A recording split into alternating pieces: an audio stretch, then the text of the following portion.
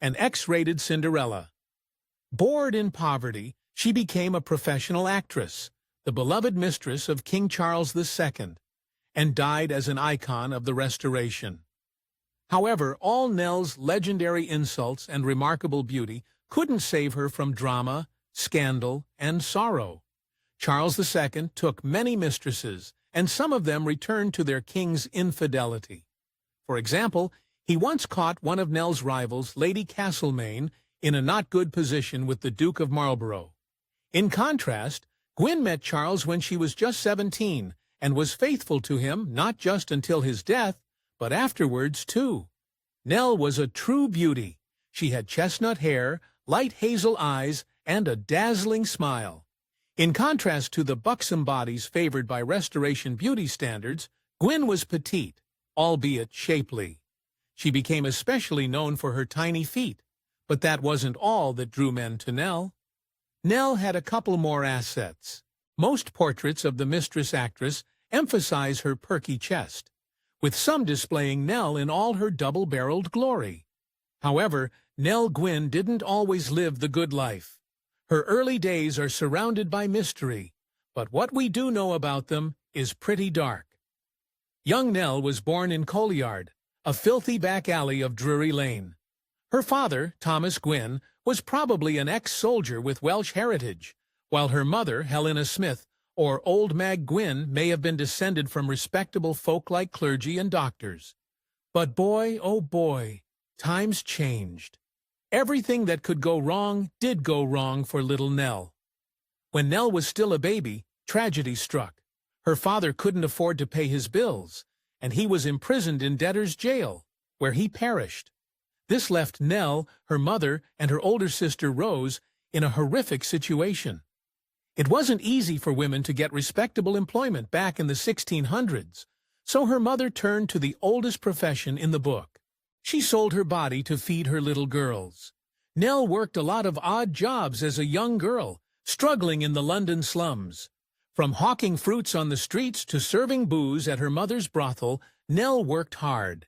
But some historians say that she kept a job so controversial that even body Nell wouldn't admit it. Nell and her sister Rose may have made ends meet by becoming sex workers. When her rival mistress, Barbara Palmer, made a big show about her new fancy carriage, Nell came up with an ingenious plan to make fun of her newly acquired heirs. She rode up to the woman's estate in a rough little cart drawn by 6 oxen. As she whizzed around the building, Nell yelled, "WHOREs" to market. Her message was clear. Barbara could dress things up however she wanted, but at the end of the day, they were both mistresses. Palmer didn't bother going after that. As children, Nell and her sister Rose worked as orange girls at a theater, selling fruit to the patrons. While on the job, Nell quickly became the mistress of the theater's leading man, Charles Hart. Cozying up with the head actor had its perks.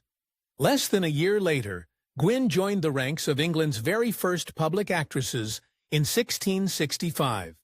Out of all of Charles II, of England's mistresses, Nell Gwyn was the most beloved by the common people.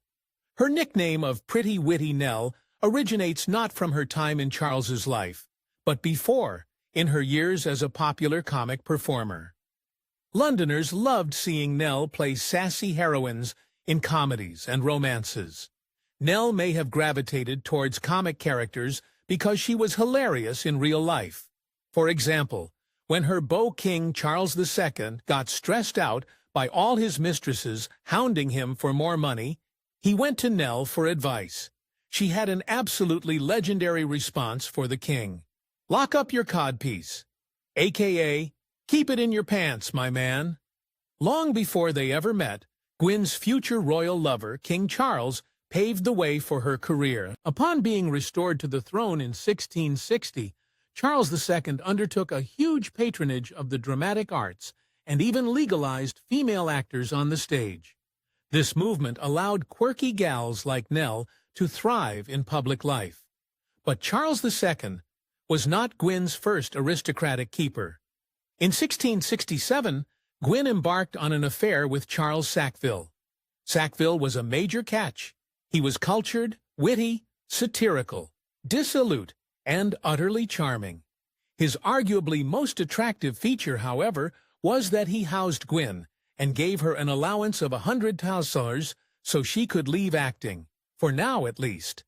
By the summer of 1667, Gwyn's good times were officially over, and she was back in the dumps. Her first sugar daddy, Lord Buckhurst, had dumped her. Her boss, Charles Hart, was ticked at her for running away, and worst of all, she was broke. It would take a royal godsend to lift her spirits. Little did she know, a royal bailout was just around the corner. In late 1667, the Duke of Buckingham was fed up with how Charles II's preferred mistress, Barbara Palmer, kept persuading the king to follow her political agenda. Determined to oust her from power, Buckingham began looking for a new hot rival for the king's affections. Then as now, it-girl actresses were the most eligible bachelorettes. Buckingham approached Nell, but her words left him speechless. Nell stunned Buckingham when he promptly demanded £500 a year in exchange for her services as a king's new mistress. Aghast at Nell's high price, Buckingham said he'd think about it and quickly offer the job to Moll Davis, who just happened to be Gwyn's rival in acting. According to satires from the era, Gwyn overcame her rival with an ingenious, if childish, plan. She simply slipped some laxatives into Davis's drink just before she was scheduled to attend to King Charles. This tale is more lore than history, but that doesn't make it any less entertaining. Gwyn was close friends with one of the first professional female writers in English history, Aphra Behn. In fact, tales from the time say that it was Behn who helped Gwyn slip those handy-dandy laxatives to Davis. According to lore, Gwyn footed the bill on her first date with King Charles II. The two met in adjacent boxes at the theater, where Charles was more interested in pretty Nell than the show. The king invited Nell to dinner afterwards with his brother, the Duke of York. When it came time to get the check, His Majesty and his royal brother discovered they had no cash on them. Nell covered the expense and exclaimed in an affection of the king's voice and catchphrase, "Odds fish, but this is the poorest company I was ever in." Charles II was a notorious womanizer, despite coming from a long line of oppressed men with homoerotic urges, but maybe he inherited their preferences in his own way. In some accounts, Charles fell for Nell Gwyn when he saw her perform not as a woman, but in a kinky twist when she was playing a man. Nell's cross-dressing wasn't a one-time occasion. In her younger years, she often experimented with wearing male clothing. Between 1663 and 1667, little Nell donned a beard and breeches, and even took the name William Nell both on and off stage. Nell may not have received £500 from Buckingham, but Charles II felt differently. Compared to the high demands of all his other mistresses, £500 was chump change. He promptly gave Nell an enormous income of £4,000 a year. That number later rose to an astonishing £9,000. Nell was raking it in, but the good times wouldn't last forever. On May 8, 1670, Nell gave birth to her first son, Charles, the illegitimate child of King Charles II. Of course, for Charles, this wasn't such a big deal. Little Charles was his seventh son, from over 5 different women. Even in the cutthroat world of London theatre, Nell was a superstar. As a sign of her power after she gave birth to little Charles, a stage company waited for months until she was finally ready to appear in their show. She was worth the wait. Her performance in the conquest of Granada by the Spaniards would be her last play ever. After that, Gwyn left the stage for the court, but she didn't switch for a happy reason. By 1671, Nell was back at court on a full-time basis for a dark reason. After years of being Charles II's favorite mistress, she finally had some competition. Highborn and sophisticated, Louise was the exact opposite of eccentric, good-time Gwyn. The vicious French court should have prepared Louise for some backstabbing antics, but Gwyn took it to the next level. Nell was not going to give up her man without a fight. Unlike the king's hoity-toity high-born mistresses, Nell could drink, swear, and effortlessly take down her well-bred rivals. When the king fell for Louise, Nell butchered her last name into Cartwheel. After a hard life, Nell Gwyn's mother didn't get a happy ending. She became a helpless alcoholic, even after her daughter ascended to near royalty. Nell tried to help her mother recover, even placing her in a fine estate, but it was too late.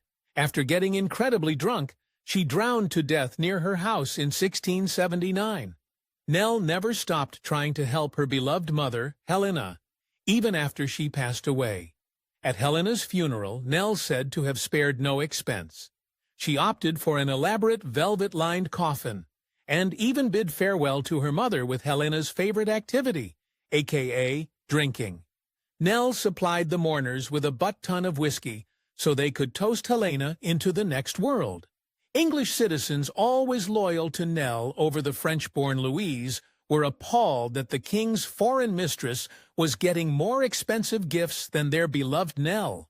There was even a campaign to get the king to melt down Louise's new silver dishes and pour them down her throat. When she wanted, however, Louise could give it as good as she got, adding more than a little French sass to her comebacks. When Gwyn once offended her, Louise turned up her nose and snapped. Anybody may know she has been an orange wench by her swearing. Louise may have dragged Nell for having a dirty mouth, but she wasn't wrong. Charles II was one thirsty king. He owned multiple topless paintings of Nell that he kept hidden behind serene-looking landscapes.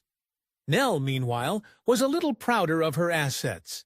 She displayed a nude portrait of herself right in her hallway for all her guests to see. The English court was a breeding ground for pettiness, but few exchanges rivaled a vicious sparring between Louise and Gwyn. For example, when Louise became an official duchess, she rubbed Gwyn's face in her achievement.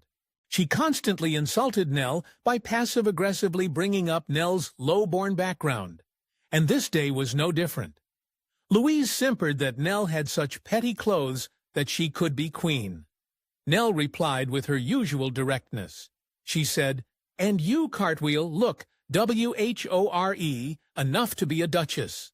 Nell's older sister Rose proved that the troublemaking gene was strong in the Gwyn family. Rose married a professional thief and even went to jail for stealing herself. Even so, Nell never forgot where she came from. She always kept an eye out for her sister, making sure the king gave Rose an income so she wouldn't have to steal ever again. You did not want to be Nell's enemy, because she would go all out to humiliate you. She especially hated how Louise would pretend to be connected with European nobles by claiming incredibly distant links to some duchess. So one day, when Louise strode into the court wearing head-to-toe black in mourning for the French prince, who she barely knew, Nell finally had enough. The next day, Nell dragged Louise for being showy and insincere. She steamed into the main courtroom, entirely in black, claiming she was mourning the charm of Tartary. When a courtier asked Nell how she knew the charm, her reply was utterly brutal. She said she knew him about as well as Louise knew the French prince, or in other words, not at all.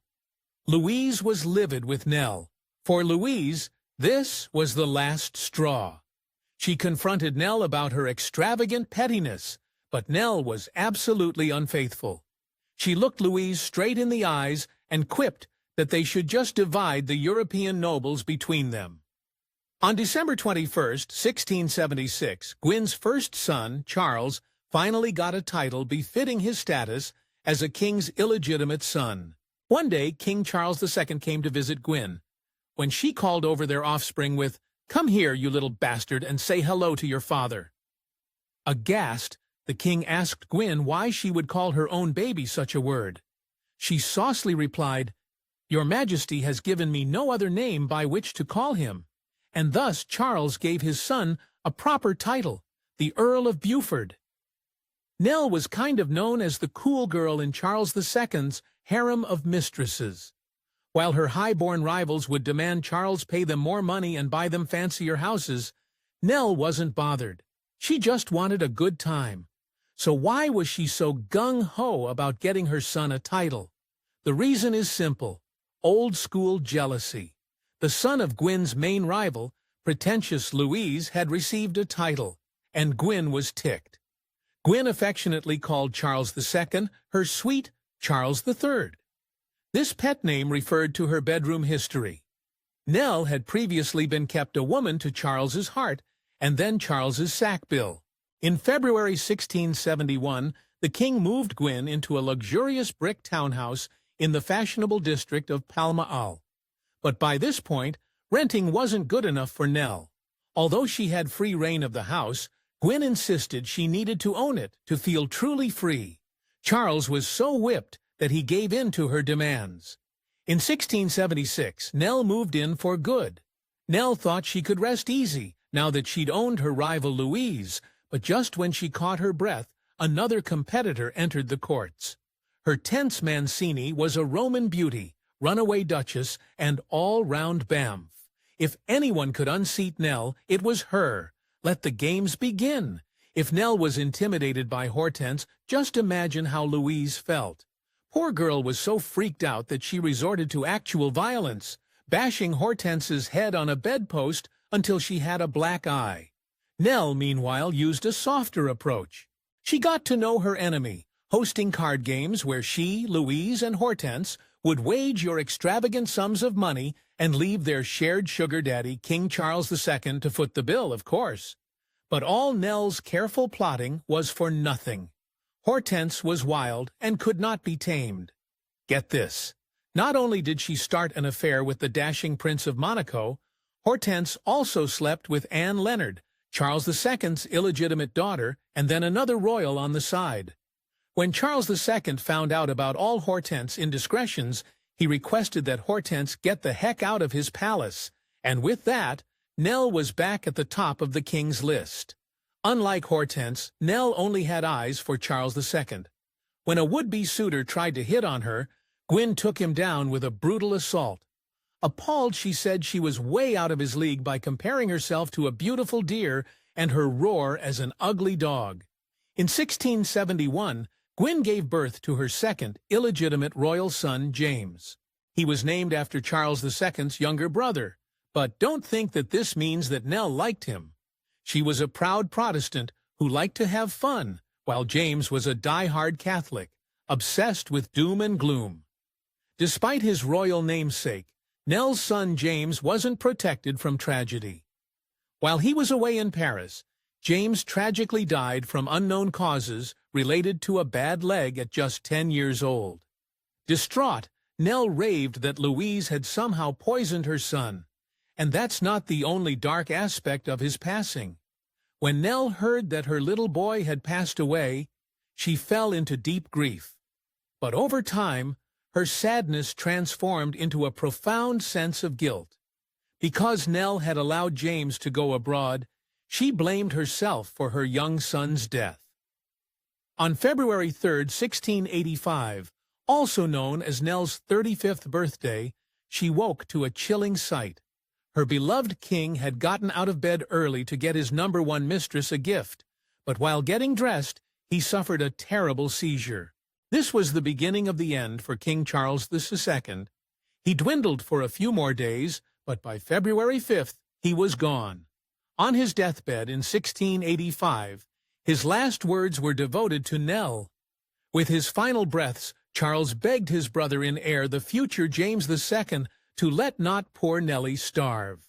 As Nell's creditors began to demand money, James II stepped in to honor his brother's wishes. He settled her debts and gave her a pension of 1,500 talents per year. After Charles II's death, Nell could have been sent to debtor's prison like her impoverished father. Thankfully, that didn't happen, but with the king's death, Nell lost more than a lover. Before his passing, she was going to be made Countess of Greenwich and finally receive a noble title. After Charles died, that opportunity evaporated. She would remain plain old Nell Gwyn for the rest of her days. Gwyn suffered a brutal stroke in March of 1687, paralyzing her spirited self on one side of her body. Just months later, she suffered another stroke that left her completely bedridden. At the age of just 37, Gwyn passed away on November 17, 1687. Scholars believe that the man who defined her life also caused her death, even from beyond the grave. Throughout all her time as Charles II's mistress, Nell somehow avoided catching any of his numerous STDs. But when she suffered her violent strokes, doctors placed the blame directly at Charles II's philandering feet. Nell probably had late-stage syphilis, contracted from her one and only beau. Even though she had a less than respectable job, the people of England adored Nell Gwyn. There was an enormous crowd at her funeral, and the nation mourned their beloved regs to riches mistress. She was a courtesan, but now was always kind to the poor, faithful to King Charles II, and she never forgot where she came from. She was the people's champion, and they loved her for it. Remember how Gwyn secured a noble title for her son by calling him a bastard? Well, there's another version of that story, and it's much more violent. In this tale, she holds the baby Charles out a window and threatens to drop him, unless King Charles elevates their son to the peerage. Instinctually, King Charles cried, "God save the Earl of Beaufort!" And I guess they went with that. Thanks for watching History Exposé. If you love uncovering the best stories in history, hit like and subscribe to keep exploring with us. Don't forget to visit our main page, Factinate, for more incredible facts about everything.